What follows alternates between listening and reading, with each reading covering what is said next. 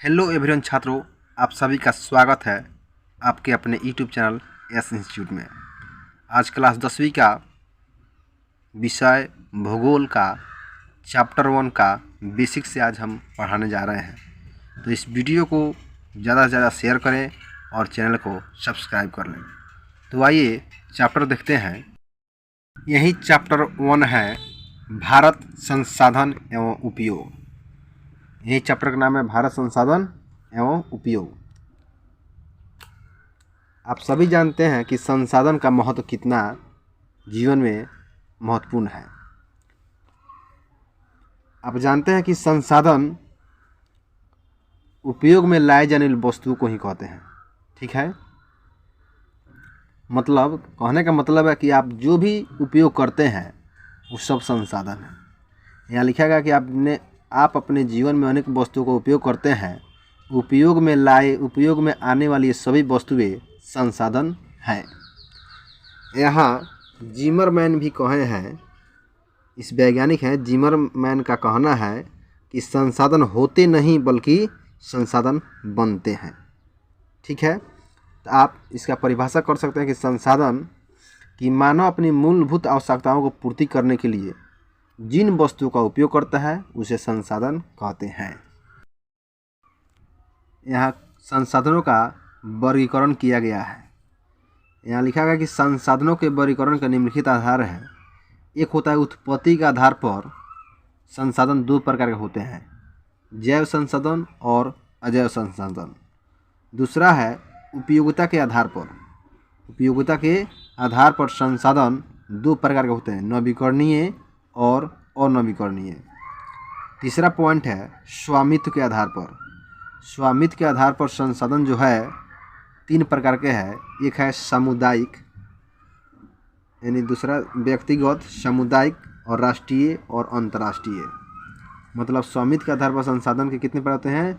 4 प्रकार होते हैं, व्यक्तिगत, सामुदायिक, राष्ट्रीय और अंतर्राष्ट्रीय। यहाँ बताया गया है कि जैव संसाधन किसे कहेंगे, यानी उत्पत्ति के आधार पर संसाधन कितने प्रकार होते हैं?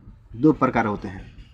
आपसे कोई पूछेगा संसाधन यानी जैव संसाधन किसे कहेंगे, तो ऐसे संसाधनों की प्राप्ति जैव मंडल से होती है, इनमें सजीव के सभी लक्षण मौजूद होते हैं, उसे जैव संसाधन कहते हैं। ठीक है, चलिए दूसरा पॉइंट है अजैव संसाधन। अजैव संसाधन किसे कहते हैं? अजैव संसाधन आपसे कोई पूछेगा तो निर्जीव वस्तुओं के समूह को अजैव संसाधन कहा जाता है, जैसे चट्टानें, धातु एवं खनिज इत्यादि। अब यहाँ देखेंगे उपयोगिता के आधार पर संसाधन के 2 प्रकार होते हैं। एक होता है नवीकरणीय संसाधन और दूसरा होता है अनवीकरणीय संसाधन। नवीकरणीय संसाधन वैसा संसाधन जिन्हें भौतिक, रासायनिक या यांत्रिक प्रक्रिया द्वारा नवीकृत या पुनः प्राप्त किए जा सकते हैं, उसे नवीकरणीय संसाधन कहते हैं। जैसे में सौर ऊर्जा, पवन ऊर्जा, जल विद्युत, वन एवं अन्य प्राणी।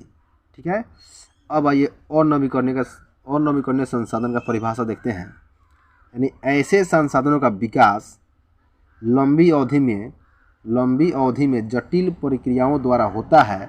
इस प्रक्रिया को पूरा करने में लाखों वर्ष लग जाते हैं, लाखों वर्ष लग सकते हैं। उन्हें ही क्या कहते हैं? अनवीकरणीय संसाधन कहते हैं। जैसे में जीवाश्म ईंधन, एग्जाम्पल है जैसे में जीवाश्म ईंधन। अब आएंगे स्वामित्व के आधार पर संसाधन के 4 प्रकार होते हैं। कौन कौन? व्यक्तिगत संसाधन बताए हैं। इसका परिभाषा हुआ व्यक्तिगत संसाधन का ऐसे संसाधन किसी खास व्यक्ति के अधिकार क्षेत्र में होता है। मतलब अपने क्षेत्र में, खास का मतलब क्या होता है? अपने क्षेत्र में होता है, उसे ही कहते हैं व्यक्तिगत संसाधन कहते हैं। जैसे भूखंड, घर, जायदाद, ये सब अपने अधिकार में होता है, इसी को बोलते हैं क्या? व्यक्तिगत संसाधन। खास का मतलब क्या हुआ? खास का मतलब होता है अपने अधिकार में। अब है सामुदायिक संसाधन। इसका परिभाषा होगा ऐसे संसाधन किसी खास समुदाय के अधिपत्य में होता है, जिसका उपयोग समूह के लिए सुलभ होता है उसे ही सामुदायिक संसाधन कहते हैं। ठीक है, अब आएंगे राष्ट्रीय संसाधन किसे कहेंगे। कानूनी तौर पर देश या राष्ट्र के अंतर्गत सभी उपलब्ध संसाधन राष्ट्रीय संसाधन है। ठीक है, अब आएंगे अंतर्राष्ट्रीय संसाधन, यानी ऐसे संसाधनों का नियंत्रण अंतर्राष्ट्रीय संस्था करती है उसे ही अंतर्राष्ट्रीय संस्थान कहते हैं। तटरेखा से 200 किलोमीटर की दूरी छोड़कर खुले महासागरीय संसाधनों पर किसी देश का आधिपत्य नहीं होता है। ऐसे संसाधन का उपयोग सिर्फ अनुसंधान हेतु राष्ट्रीय अंतर्राष्ट्रीय संस्थाओं की सहमति से भी राष्ट्र द्वारा किया जाता है। ठीक है, अब आएंगे विकास के स्तर पर भी संसाधन को 4 वर्गों में बांटा गया है।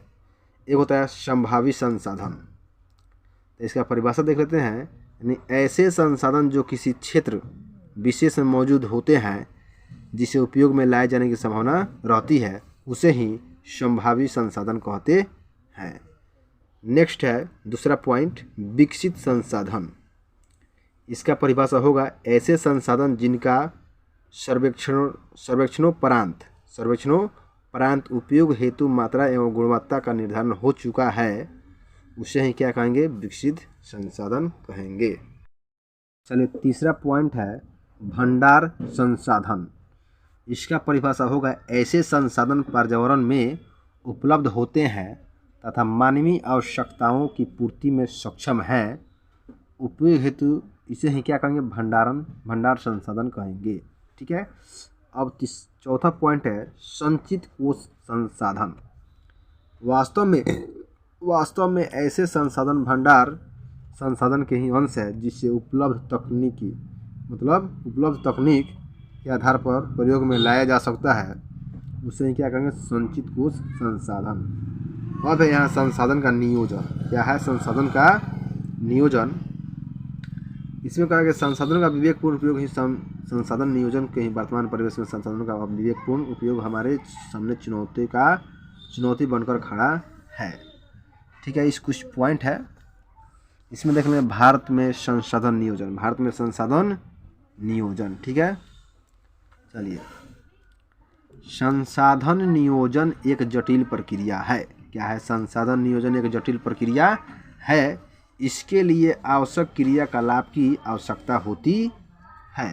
ठीक है, ये क्रियाकलाप संसाधन नियोजन के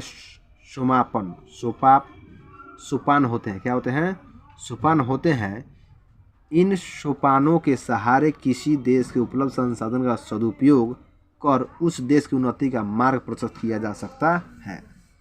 ठीक है, अब संसाधन नियोजन के समापन के निम्न रूप से बांटकर अध्ययन किया जा सकता है। चलिए, तो इसमें से कुछ ऑब्जेक्टिव क्वेश्चन है चैप्टर 1 का। कह रहा कि कोयला किस प्रकार का संसाधन है? तो इसका आंसर होगा कोयला जो है अनवीकरणीय संसाधन है। क्या है? अनवीकरणीय संसाधन। दूसरा क्वेश्चन कह रहा कि सौर ऊर्जा निम्नलिखित में से कौन सा संसाधन है? ऑप्शन दिया है मानवीकृत, अजैव, पुनः पूर्तियोग। इसका आंसर होगा क्या होगा? पुनः पूर्तियोग। सौर ऊर्जा निम्नलिखित में से कौन सा संसाधन है? पुनः पूर्तियोग। तीसरा क्वेश्चन कह रहा है कि तट रेखा से कितने किलोमीटर क्षेत्र सीमा अपवर्जक आर्थिक क्षेत्र कहलाते हैं? तो 200 नैनोमीटर। ठीक है, नेक्स्ट सवाल है 4 नंबर। डाकुओं की अर्थव्यवस्था का संबंध है? इसका आंसर होगा संसाधनों के अनियोजित विदोहन से। ठीक है, चलिए नेक्स्ट सवाल है 5 नंबर। समुद्री क्षेत्र में राजनीतिक सीमा के कितने किलोमीटर क्षेत्र तक राष्ट्रीय संपदा निहित है? तो इसका आंसर होगा 19.2 किलोमीटर। क्या होगा? 19.2 किलोमीटर। इसमें से कुछ लघुत्तरीय प्रश्न दिया गया है कि संसाधनों को परिभाषित कीजिए। ठीक है, तो आइए इसको हम बताते हैं। क्वेश्चन नहीं था कि संसाधनों को परिभाषित कीजिए। हम आपको बताए थे कि मानव अपनी मूलभूत आवश्यकताओं की पूर्ति करने के लिए जिन वस्तुओं का उपयोग करता है उसे ही संसाधन कहते हैं।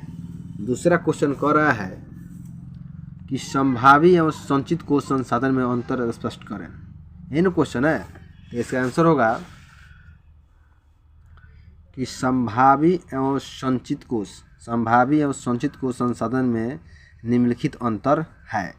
एक और लिखेंगे संभावी संसाधन और दूसरा और लिखेंगे संचित कोष संसाधन, इसमें अंतर बताना है।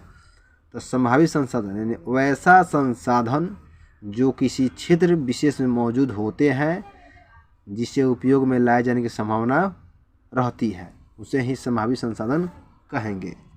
और संचित कोष संसाधन में अंतर कर देना है ऐसे संसाधन जो भंडार संसाधन के ही अंश होते हैं जिससे उपलब्ध तकनीक के आधार पर इसका किया जाता है। यही संभावी संसाधन है और संचित कोष संसाधन में अंतर है। नेक्स्ट सवाल है 3 नंबर। इन 3 नंबर क्वेश्चन कह रहा है कि संसाधन संरक्षण की उपयोगिता को लिखिए। ये जो क्वेश्चन है बहुत VVI है।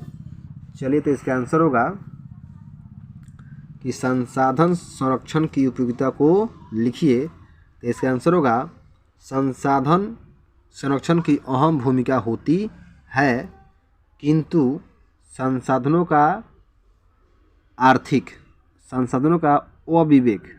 का अविवेकपूर्ण या अतिशय उपयोग विविध प्रकार के सामाजिक, आर्थिक, सांस्कृतिक एवं पर्यावरण की समस्याओं को जन्म देते हैं। इन समस्याओं के संसाधन हेतु विभिन्न स्तरों पर संरक्षण की आवश्यकता है। नेक्स्ट सवाल है 4 नंबर। संसाधन निर्माण में तकनीक की क्या भूमिका है, स्पष्ट कीजिए। चलिए तो इसका आंसर होगा, अभी क्वेश्चन बहुत महत्वपूर्ण है। संसाधन निर्माण में तकनीक की भूमिका क्या है, यही ना अंतर स्पष्ट करना है। इसका आंसर होगा संसाधन निर्माण में तकनीक की भूमिका बहुत ही महत्वपूर्ण है। प्रकृति प्रदत्त वस्तुएं तब तक संसाधन का रूप नहीं लेती है जब तक कि किसी विशेष तकनीक द्वारा उन्हें उपयोगी नहीं बनाया जाता है। जैसे में बहती हुई वायु से पवन ऊर्जा उत्पन्न करना, भूमि में उपस्थित खनिज अयस्कों का साधन कर उपयोगी बनाना, यही संसाधन निर्माण में तकनीक की अहम भूमिका है। चलिए अब कुछ दीर्घोत्तरीय प्रश्न है जो कि यही दीर्घोत्तरीय प्रश्न क्वेश्चन है। इसमें 2 क्वेश्चन दिया है दीर्घोत्तरीय में। फर्स्ट क्वेश्चन कर कि संसाधन के विकास में सतत विकास की अवधारणा की व्याख्या कीजिए। चलिए तो इसका आंसर होगा संसाधन के विकास में संसाधन मनुष्य के जीविका का आधार है। संसाधन जो है मनुष्य के जीविका का आधार है। जीवन की गुणवत्ता बनाए रखने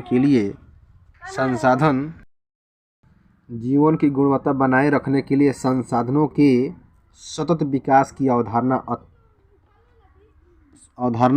अत्यावश्यक है। संसाधन प्रकृति प्रदत्त उपहार है कि अवधारणा के कारण मानव ने इनका अंधाधुंधा दोहन किया, जिसके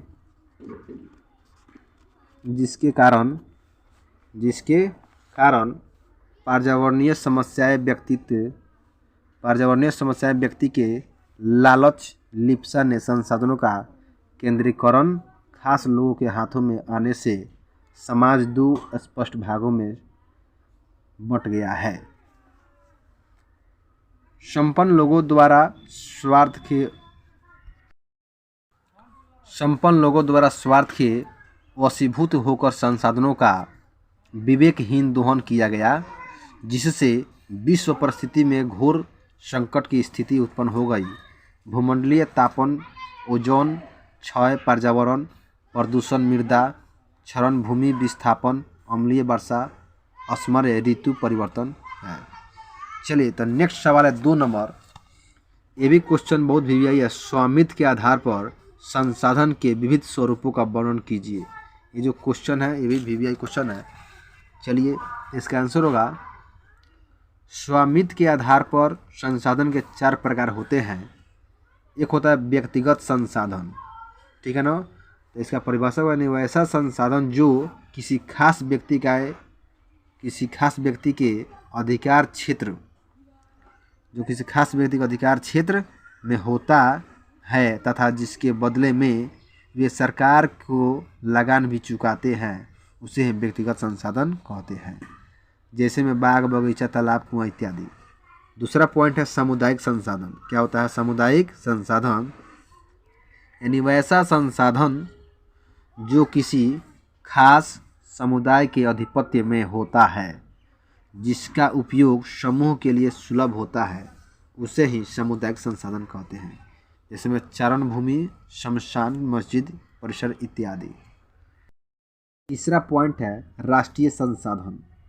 यानी वैसा संसाधन जो कानूनी तौर पर देश या राष्ट्र के अंतर्गत सभी उपलब्ध संसाधन राष्ट्रीय संसाधन कहलाता है। चौथा पॉइंट है अंतर्राष्ट्रीय संसाधन। यानी वैसे संसाधनों का नियंत्रण अंतर्राष्ट्रीय संस्था करती है। तट रेखा लगभग 200 किलोमीटर की दूरी छोड़कर खुले महासागरीय संसाधनों पर किसी देश का अधिपत्य नहीं होता है। ऐसे संसाधन का उपयोग सिर्फ अनुसंधान हेतु अंतर्राष्ट्रीय संस्था की सहमति से किसी राष्ट्र द्वारा किया जा सकता है। मिलते हैं फिर नेक्स्ट वीडियो में। बने रहिए मेरे चैनल एस इंस्टीट्यूट में। तो इस वीडियो को ज़्यादा से ज़्यादा शेयर करें और चैनल को सब्सक्राइब कर लें।